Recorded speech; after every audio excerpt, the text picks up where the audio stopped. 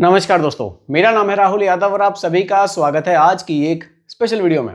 दोस्तों, कुछ लोग मुझे मैसेज कर रहे थे और कमेंट के माध्यम से भी मुझसे पूछ रहे थे कि सर अगर हम लोग एसआईपी करते हैं और एसआईपी में जो हमारी इंस्टॉलमेंट हर महीने जा रही है, अगर किसी वजह से हमारी इंस्टॉलमेंट बाउंस हो जाए, भाई मान लीजिए मैं हर महीने 5,000 रुपये की एसआईपी कर रहा हूँ, किसी महीने मेरी 5,000 रुपये की जो किस्त मेरी एसआईपी की जाती है वो नहीं जा पाई, तो ऐसे में मेरे म्यूचुअल फंड इन्वेस्टमेंट का क्या होगा, उस पर क्या फर्क पड़ेगा? क्या मेरा जो इन्वेस्टमेंट पहले से हो रखा है उस पर कुछ फर्क पड़ेगा? जो मेरा फ्यूचर में आगे इन्वेस्टमेंट होना है क्या मेरा उस पर कुछ फर्क पड़ेगा? किस तरह के चार्जेस मुझसे लिए जाएंगे? क्या मैं कहीं ब्लैकलिस्ट तो नहीं कर दिया जाऊंगा? तो क्या कुछ ये पूरा माजरा है? तो हम लोग आज की वीडियो में इसको बिल्कुल ही एकदम सिंपल तरीके से समझेंगे।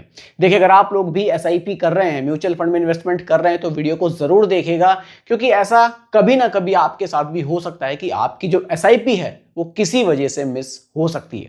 तो ऐसे में आपको कौन से स्टेप्स उठाने चाहिए और कौन से ऐसे तरीके हैं जो आप एसआईपी मिस होने से बच सकते हैं, वो सब कुछ हम लोग आज की वीडियो में समझने वाले हैं। तो वीडियो काफी ज्यादा इंफॉर्मेटिव आप लोगों के लिए होने वाली है, बहुत ही ध्यान से देखिएगा और समझिएगा। आइए स्टार्ट करते हैं। और अगर आप लोग भी चाहते हैं किसी टॉपिक को एकदम सरल भाषा में समझना, तो कमेंट कर दीजिए, आपके टॉपिक पर भी वीडियो आपको देखने को जरूर मिलेगी। देखिए, एसआईपी बाउंस अगर हो गई तो उसका मतलब क्या है, सबसे पहले इसी को समझते हैं। देखिए, जो एसआईपी आपकी जानी थी वो बाउंस हो गई, तो जो आपको यूनिट्स मिलने थे वो यूनिट्स नहीं मिलेंगे, फेल्ड हो गई, क्योंकि आपकी जो एसआईपी थी वो फेल्ड हो गई, इसलिए वो यूनिट्स आपको नहीं मिलेंगे। लेकिन जो आपका पहले से इन्वेस्टमेंट है, जो आपका एक्सिस्टिंग यूनिट्स हैं, वो पूरी तरह से सेफ है, यानी कि जो पहले आपने इन्वेस्टमेंट किया हुआ है उस पर इस चीज का कोई भी फर्क नहीं पड़ेगा। ठीक है, एक एक चीज बिल्कुल ध्यान से समझिएगा, सब कुछ समझाऊंगा। देखिए, क्या पुराना इन्वेस्टमेंट मेरा खत्म हो जाएगा? भाई मान लीजिए मैं 10,000 रुपए की एसआईपी कर रहा हूं, मेरा अभी तक का जो निवेश है वो लगभग 3 लाख रुपए का हो चुका है।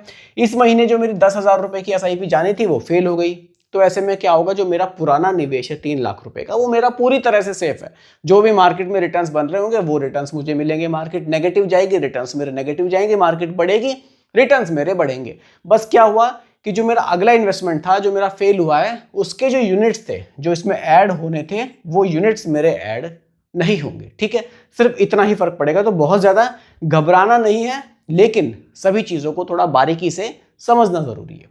देखिए भाई, अगर मान लीजिए आपकी एक इंस्टॉलमेंट बाउंस हो गई, अब कुछ लोगों का सवाल ये था कि क्या सर मेरी एसआईपी बंद कर दी जाएगी अगर मेरी इंस्टॉलमेंट यहाँ पर बाउंस हो जाती है? तो ऐसा नहीं है, एक इंस्टॉलमेंट से एसआईपी आपकी बंद नहीं होगी, लेकिन अगर 3 इंस्टॉलमेंट आपकी लगातार बाउंस होंगी तो आपकी एसआईपी को बंद किया जा सकता है।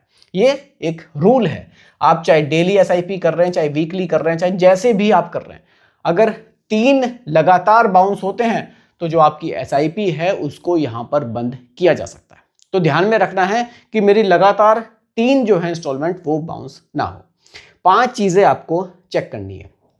बैंक बैलेंस आपको चेक करना है, ट्रांजैक्शन का स्टेटस आपको देखना है, बैंक स्टेटमेंट आपको देखनी है, मैंडेट स्टेटस आपको देखना है, जो ऑटो मैंडेट लगता है ना कि मेरे अकाउंट से ऑटोमेटिक पैसा कटता है, उसको भी चेक करना है। और अगली एसआईपी की जो डेट है वो आपको क्लियर होनी चाहिए कि जो मेरी एसआईपी है वो किस डेट में डिडक्ट करी जाएगी। ठीक है, अब रिकवरी प्लान के 5 स्टेप्स हैं, इनको भी हम लोग एक एक करके ध्यान से समझेंगे। फेलर जो रीजन है उसको आइडेंटिफाई करें, किस वजह से जो मेरी एसआईपी है वो फेल हुई है। बैंक बैलेंस अपना मेंटेन करें, मिस्ड अमाउंट को आप कवर करें, मैंडेट की जो समस्या है उसको ठीक करें, और अगले 3 इंस्टॉलमेंट को आप मॉनिटर करें, क्योंकि अगर अगले 3 इंस्टॉलमेंट इसी तरह से बाउंस हुए तो आपकी एसआईपी को बंद किया जा सकता है। ठीक है, चलिए अब देखिए, मिस्ड एसआईपी है, इसको आपको कवर करना है, तो आप कैसे कवर करेंगे? देखिए, एक तरीका है कि आपकी मान लीजिए 10,000 रुपए की एसआईपी है, तो आप 10,000 रुपए का एक फ्रेश इन्वेस्टमेंट कर सकते हैं। देखिए, एसआईपी क्या है ना, हर महीने एक फ्रेश इन्वेस्टमेंट आप इसको मान लीजिए, जैसे आपको यूनिट्स मिलती है। भाई मान लीजिए आपकी जो एसआईपी है, जुलाई वाली जो एसआईपी थी वो आपकी नहीं कट पाई। ठीक है, आपको जुलाई की एसआईपी में जो भी आप निवेश कर रहे थे, आपको यहाँ पर यूनिट्स मिलते हैं, यूनिट्स, और वो यूनिट्स आपके जो पहले से यूनिट्स आपके पास है उसी में ऐड हो जाती है। आप यहाँ पर क्या कर सकते हैं, एक फ्रेश इन्वेस्टमेंट कर सकते हैं, यानी कि आप एक लमसम कर सकते हैं। मान लीजिए 10,000 की एसआईपी थी, तो सेम प्लान में आप 10,000 रुपये का लमसम कर सकते हैं। लेकिन लमसम आप जिस दिन करेंगे उसी के हिसाब से आपको यूनिट्स मिलेंगी।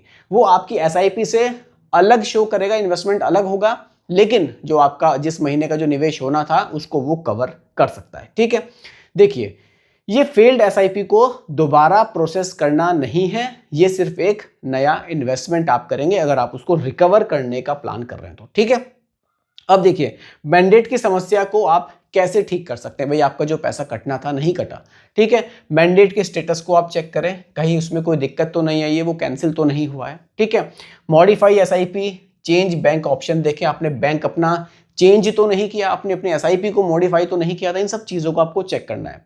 इशू हो तो एक्सिस्टिंग मैंडेट आप कैंसिल करके एक नया मैंडेट भी आप उसको जो है एक्टिव कर सकते हैं।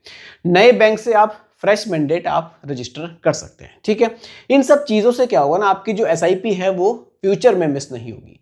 अब देखिए एक चीज़ को समझिए, थोड़ी अच्छी है, एसआईपी स्टॉप, पॉज और बाउंस में आप अंतर को समझिए। भाई एसआईपी को जो बाउंस हुआ इसका मतलब क्या हुआ, किसी वजह से आपके अकाउंट में पैसे नहीं थे और भी कोई रीज़न हो सकता है, ये तो आपकी एसआईपी इस महीने डिडक्ट ही नहीं हुई। ठीक है, एसआईपी को पॉज करना, ये प्लान्ड करते हैं आप कि भाई फ्यूचर में अगले 2 महीने या 3 महीने में इंस्टॉलमेंट नहीं पे कर पाऊंगा, तो आप ऐसे में क्या कर सकते हैं, एसआईपी को अपनी पॉज कर सकते हैं। इससे क्या होगा, आपकी एसआईपी पर कोई फर्क नहीं पड़ेगा, बस अगले 3 महीनों तक आप एसआईपी को पे नहीं करेंगे, आपका जो इन्वेस्टमेंट है वो ठीक रहेगा। 3 महीने के बाद फिर से आपने जो अपना इन्वेस्टमेंट है उसको स्टार्ट कर देंगे, तो ये किसी तरह का कोई बाउंस नहीं होगा। ये एक क्या होगा, ये प्री प्लान चीज़ है कि भाई मैंने 3 महीनों के लिए पॉज ले लिया तो 3 महीनों तक मैं इन्वेस्टमेंट करूंगा ही नहीं, तो मेरी एसआईपी को कोई दिक्कत नहीं होगी। लेकिन अगर मैं पॉज ना करके सीधा ही उसको छोड़ दूं ऐसे ही और 3 महीनों तक मेरी एसआईपी फिर डिडक्ट नहीं होगी, बाउंस होती रहेगी, तो फिर मेरी एसआईपी को कैंसिल किया जा सकता है। ठीक है, एसआईपी कैंसिल करना, फ्यूचर एसआईपी जो आपका उसको है परमानेंटली बंद कर देना, वो भी एक एसआईपी कैंसिल होता है कि आपने खुद से उसको बंद कर दिया। ठीक है, आगे बढ़ते हैं। बैंक चार्जेस का सच, देखिए एएमसी को यहाँ पर कोई लॉस नहीं होता, जो बैंक के चार्जेस है वो आपसे ही डिडक्ट किए जाते हैं, यानी कि जिसमें लॉस होगा वो टोटली आप ही का होगा। भाई अगर आपकी इंस्टॉलमेंट टाइम पर नहीं कटी, आपके बैंक में पेमेंट पैसा कम था, 10,000 की आपकी एसआईपी डिडक्ट होनी थी, पेमेंट वहाँ पर 7,000 था या 8,000 था, तो ऐसे में चार्जेस कुछ आपसे काटे जा सकते हैं और वो पूरी तरह से आप ही का नुकसान है। देखिए डेली एसआईपी भी कुछ लोग करते हैं, डेली 500 रुपये की, 600 रुपये की, 100 रुपये की भी करते हैं, तो उनके लिए भी है। डेली एसआईपी में जो फेलर है ना वो जल्दी बढ़ सकते हैं। भाई देखिए क्या होगा, मंथली एसआईपी में क्या होता है, आपकी एसआईपी की जो डेट है, मान लीजिए 5 तारीख को एसआईपी आपकी डिडक्ट होती है, अब 5 के बाद आपके पास 1 महीना है पूरा, फिर अगले 5 को आपकी एसआईपी कटेगी। लेकिन यहाँ पर क्या है ना, डेली में क्या है कि डेली एसआईपी कटनी है, तो फेलर के चांसेस बहुत ज़्यादा हैं।